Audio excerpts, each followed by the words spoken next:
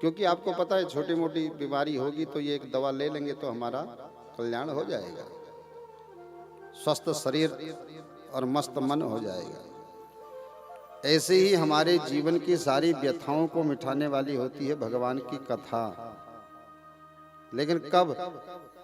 जब श्रवण के साथ मनन हो और मनन के साथ चिंतन हो। अब श्रवण तो आप बढ़िया करते हो, अब लेकिन मनन तो है ही नहीं, क्योंकि पंडाल से बाहर जाते ही वही नून नमक लकड़ी याद आती है। इसीलिए हम जैसे के तैसे रह जाते हैं।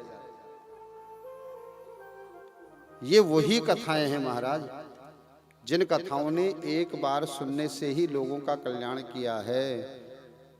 लेकिन हम लोगों ने इतनी बार सुन ली है, हमारा तो कुछ भी नहीं हुआ।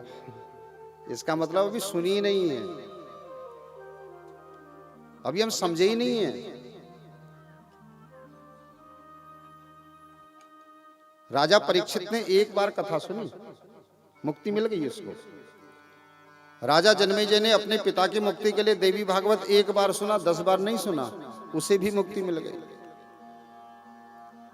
और कई बार हमारे यहां भी होता है, कोई पितर मर के अधोगति को चले गए हों, उनकी आत्मा अशांत हो, उनके निमित्त हम भागवत की कथा करते हैं, वो तो मुक्त हो जाते हैं, लेकिन हमारी समझ में नहीं आता कुछ भी।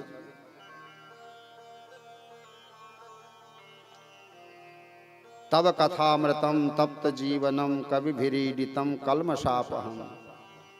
सारे कलमशों को दूर करने वाली है कथा। हमारे जन्म जन्मांतरों के जो पाप हैं उन पापों को धो देती है। कथा कैसी होती है बताएं? जैसे गंगा जल, गंगा के जल का अपना प्रभाव है। तन के द्वारा किए हुए जो पाप होते हैं स्नान करते ही सारे समाप्त, है कि नहीं? इसलिए हम लोग गंगा स्नान के लिए जाते हैं। ऐसे ही मन से जो पाप हुए हैं, कर्म से जो पाप हुए हैं, उन सारे पाप को धो देती है क्या? भगवान की कथा गंगा। पूछे हूँ रघुपति कथा प्रसंगा। किसने पूछा था कथा को? ये कथा को गंगा कहा गया है भाई। एक तन के पाप धोती है, एक मन के पाप धोती है। तन और मन जब दोनों के पाप धुल जाते हैं, जब व्यक्ति निर्मल हो जाता है, और तब भगवान कहते हैं अब ये मेरे लायक बना है। भगवान राम जी ने तो शर्त रख दी, मेरे को ऐरा गहरा नथु खैरा कोई नहीं प्राप्त कर सकता। उठा के देखिएगा मानस, ऐरा गहरा नथु खैरा मुझ तक नहीं पहुंच सकता। तो राम जी से पूछा कैसा आदमी आप तक पहुंचेगा? तो राम जी ने कहा निर्मल मन जन सो मोहि पावा। कैसा पहुंचेगा?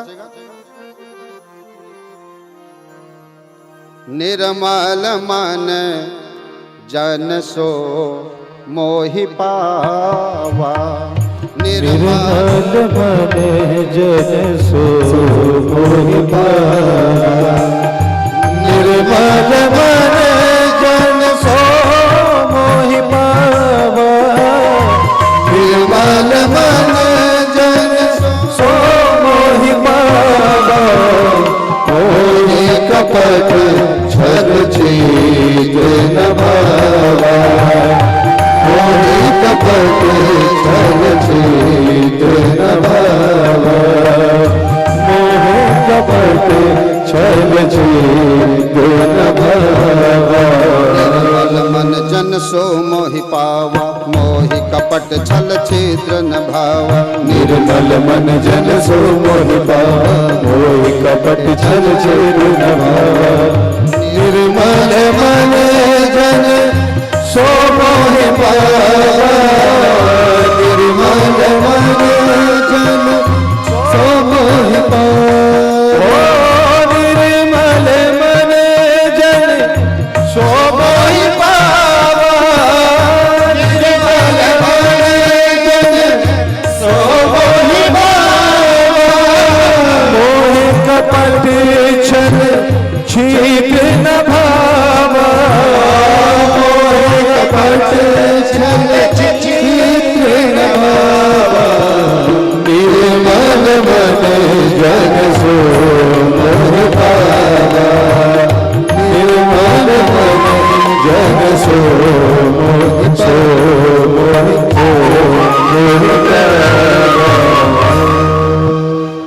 भगवान ने तो शर्त रखी है, जब तुम्हारा मन निर्मल हो, तन निर्मल हो, तब तुम मुझे पा सकते हो, मेरे बन सकते हो, वरना नहीं हो सकते हो। अब किसी ने पूछा मन का कपट, मन में मैल क्या है?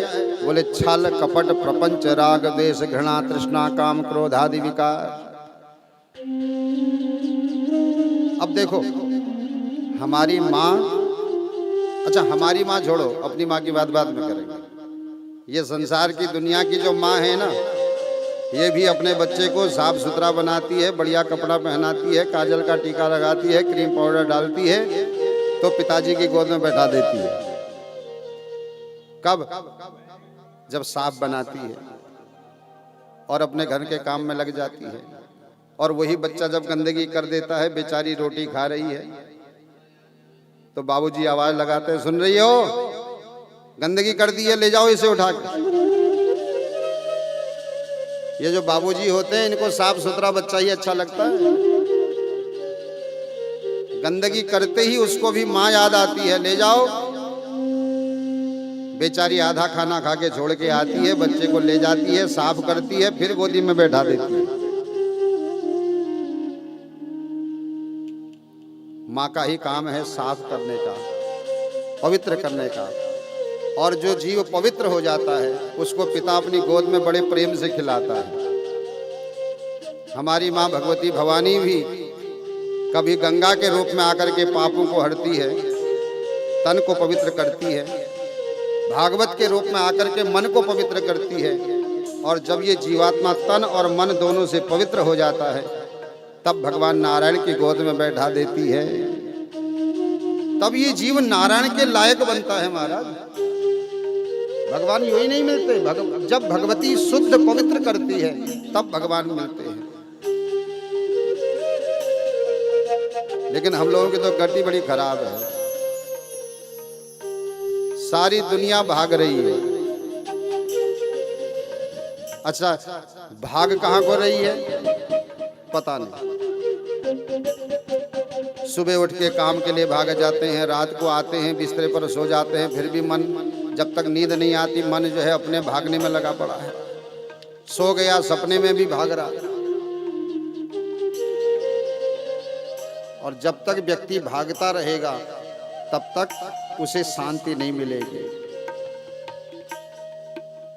गंगा गंगोत्री से निकल करके भाग रही है, हरिद्वार में देखो भाग रही है, प्रयाग में देखो भाग रही है, बनारस में देखो भाग रही है। कब तक, कहां तक?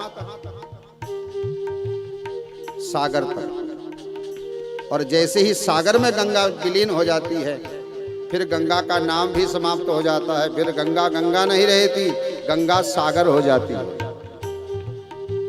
और गंगा की दौड़ भी समाप्त हो जाती है।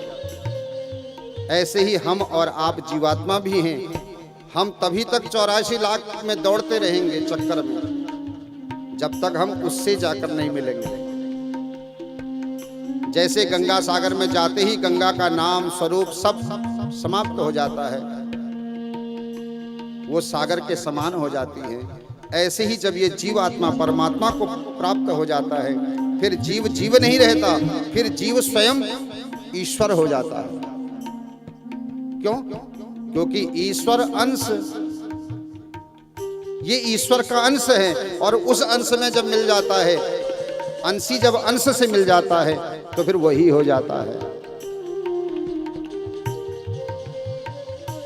तुम ही होई जाई,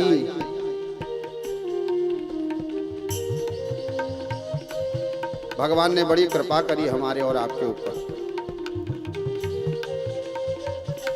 अच्छा, एक कथा के माध्यम से समझो तब आपकी समझ में जल्दी आएगा। एक बार एक अंधा आदमी था। थोड़ा ध्यान से समझिएगा बात को। एक अंधा आदमी था, उसने कोई छोटा मोटा अपराध किया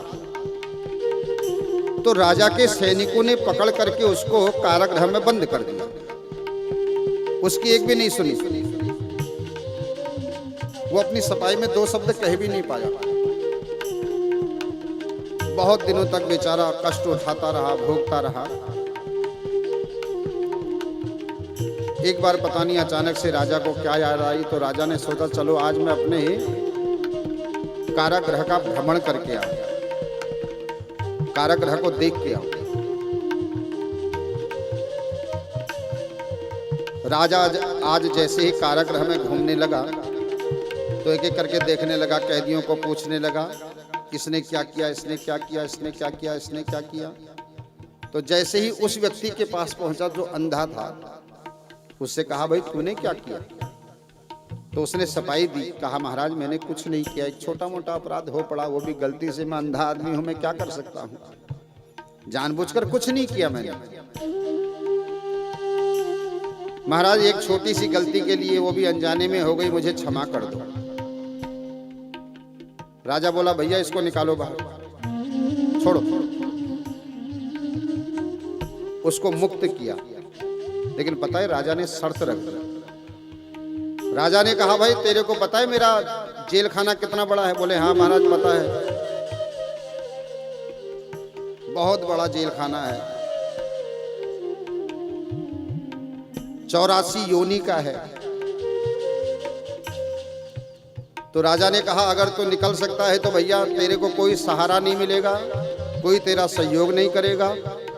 अगर तू मेरे जेल खाने से निकल सकता है तो निकल जा।